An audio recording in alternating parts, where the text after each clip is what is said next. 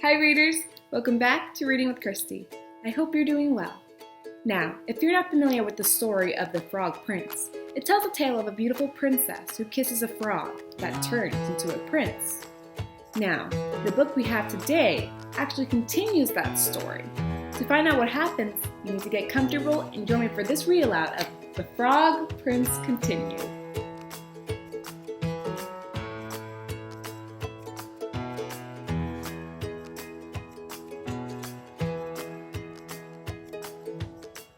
The princess kissed the frog.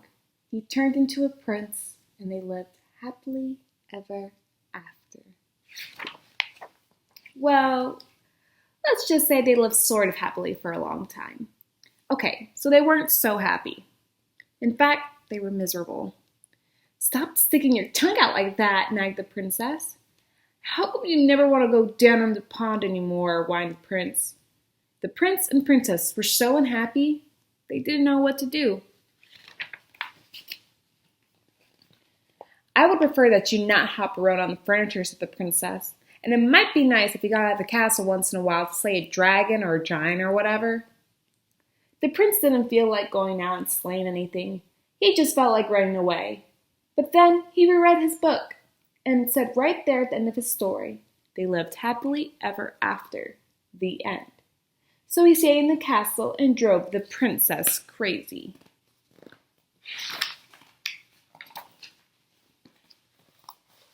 Then one day, the princess threw in a perfectly awful fit.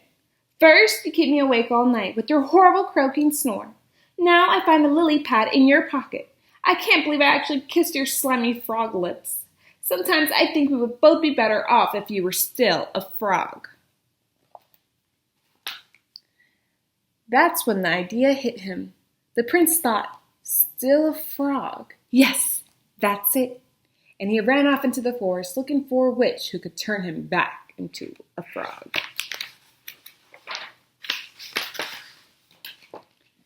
The prince hadn't gone far when he ran into the person he was looking for.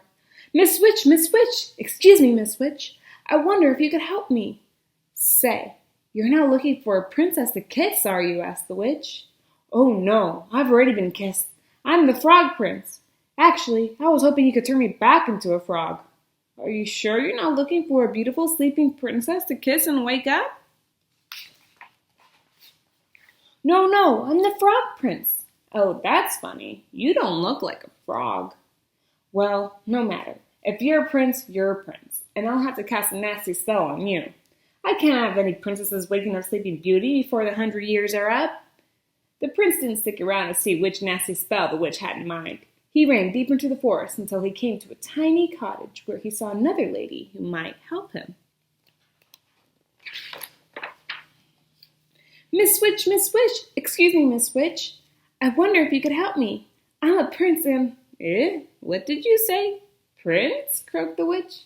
No, no. I'm not the prince looking for Sleeping Beauty, but yes, I'm the frog prince, and I'm looking for a member of your profession who can turn me back into a frog so I can live happily ever after.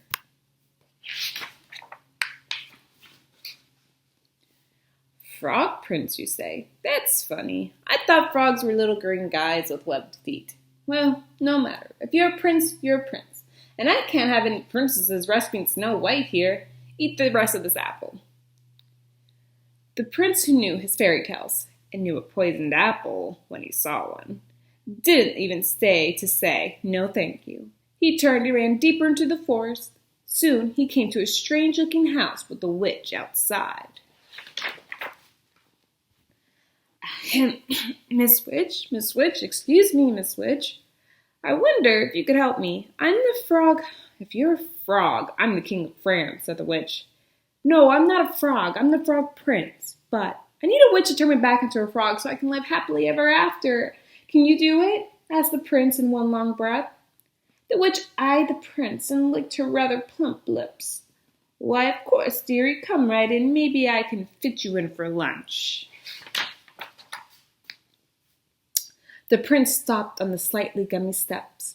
Something about this house seemed very familiar. He broke off a corner of the windowsill and tasted it. Gingerbread.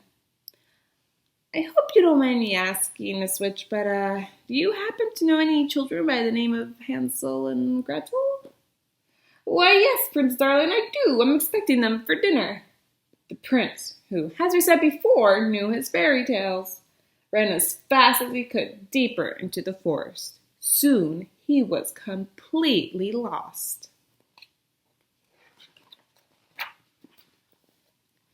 He saw someone standing next to a tree. The prince walked up to her, hoping she wasn't a witch, for he quite had his fill of witches. Madam, I'm the Frog Prince. Could you help me? Gosh, do you need it, said the fairy godmother. You're the worst-looking frog I've ever seen. I'm not a frog, I'm the Frog Prince, said the prince, getting a little annoyed, and I need someone to turn me back into a frog so I can live happily ever after. Well, I'm on the way to see a girl in the village about going to the ball, and I suppose I could give it a try. I've never done frogs before, you know. And with that, the fairy godmother waved her magic wand and turned the prince into a beautiful carriage. The prince couldn't believe his rotten luck. The sun went down and the forest got spookier, and the prince became more and more frightened. Oh, what an idiot I've been. I could be sitting at home with the princess, living happily ever after. But instead, I'm stuck here in the middle of this stupid forest, turned into a stupid carriage. Now I'll probably just rot and fall apart and live happily ever after. The prince thought these terrible, frightening kind of thoughts, and a few words too awful to tell, until far away in the village, the clock struck midnight. The carriage instantly turned back into his former prince self and ran by the light of the moon until he was safe inside his own castle. Where have you been? I've been worried sick. You're 7 hours late. Your dinner is cold. Your clothes are a mess. The prince looked at the princess, who had believed him when no one else in the world had. The princess who had actually kissed his slimy frog lips. The princess who loved him. And the prince kissed the princess, and they both turned into frogs, and they hopped off happily ever after. The end. Well, the Frog Prince finally got his wish and was able to live happily ever after all. I hope you enjoyed that read aloud, and I cannot wait to see you next time for our next read aloud on Reading with Kirsty. See you later.